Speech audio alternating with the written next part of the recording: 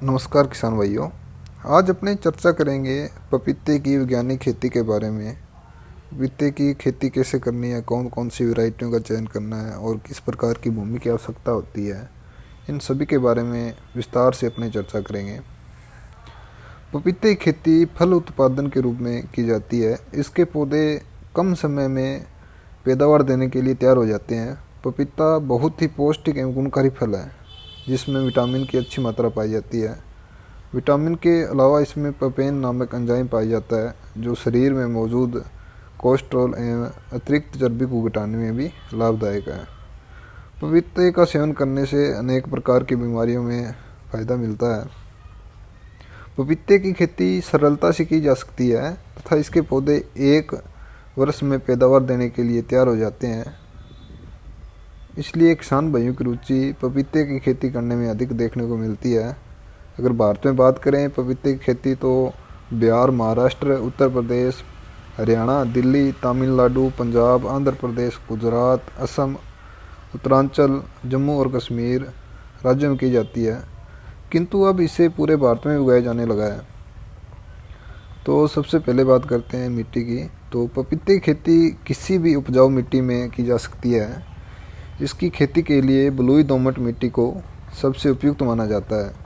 उचित जल निकासी वाली भूमि में पपीते की खेती आसानी से की जा सकती है। इसकी खेती में पीएच मान 6.5 से 7.5 के मध्य होना चाहिए। पपीते की खेती किसी भी मौसम में की जा सकती है, किंतु सर्दियों में गिरने वाला पाला इसके पौधों को अधिक हानि पहुंचाता है। इसके पौधे अधिकतम 44 डिग्री और न्यूनतम 5 डिग्री तापमान को ही सहन कर सकते हैं। पपीते की अच्छी पैदावार के लिए खेत को अच्छी तरह से तैयार कर लेना चाहिए।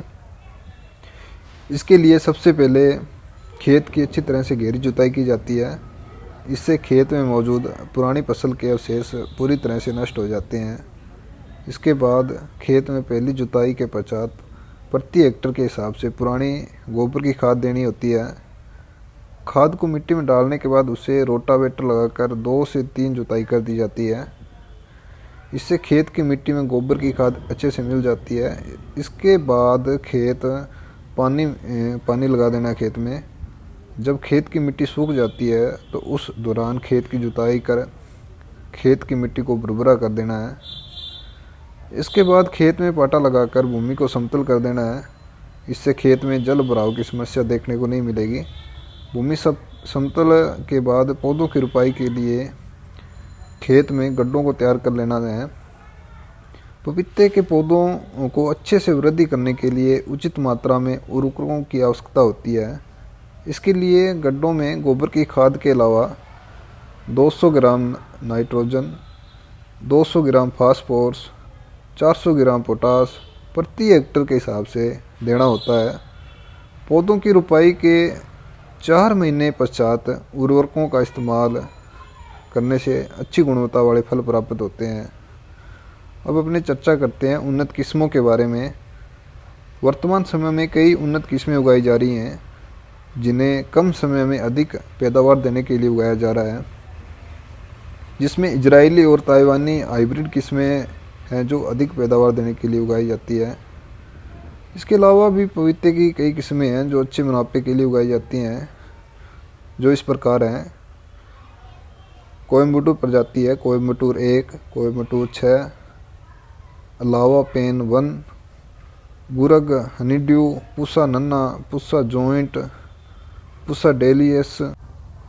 पपीते के पौधे की रोपाई का सही समय और तरीका। पपीते के पौधों की रोपाई पौध के रूप में की जाती है। इसके लिए उन्हें पॉलीथीन में तैयार किया जाता है। इसके बाद तैयार पौधों को पॉलीथीन से निकालकर उनकी गड्ढों में रोपाई की जाती है।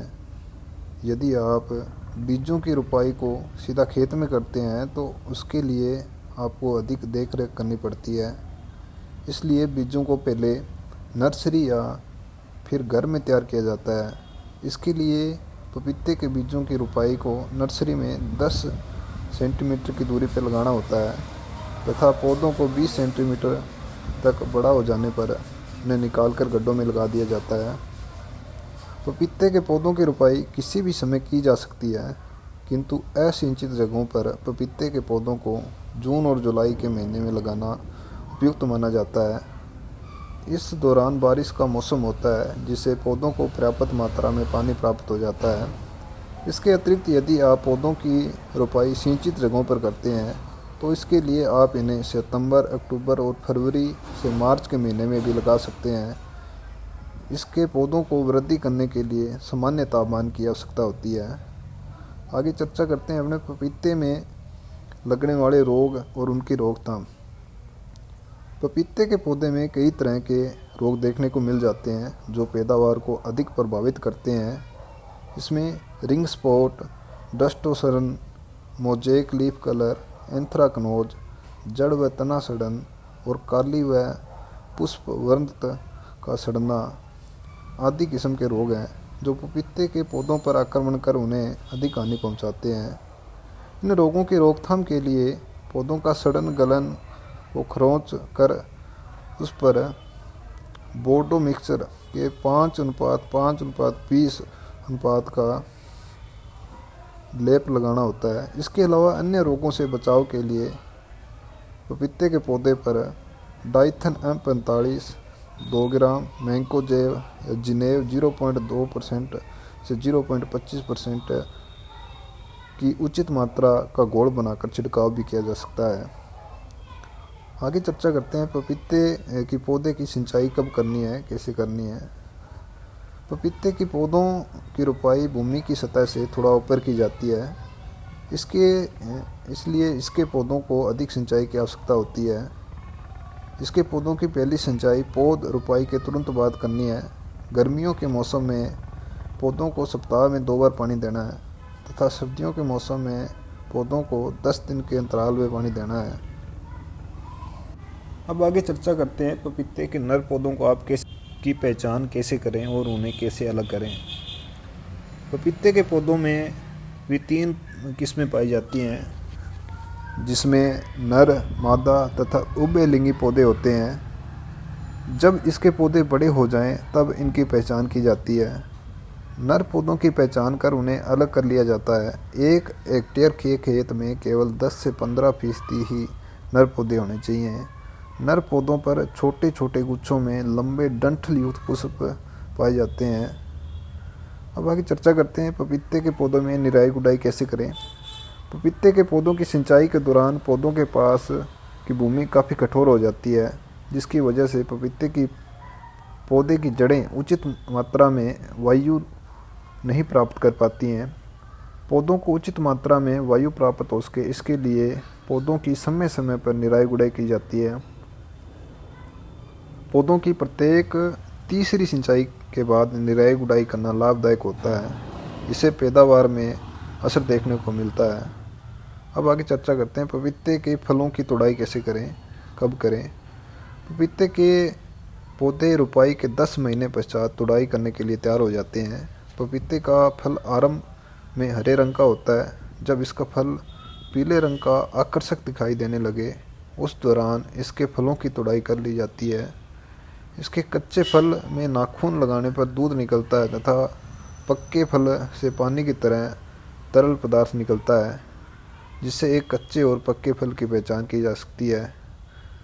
तो किसान भाइयों, अपने आज चर्चा की पपीते की खेती कैसे करें। तो अगर आपको वीडियो अच्छा लगा तो वीडियो को लाइक करें, चैनल को सब्सक्राइब करें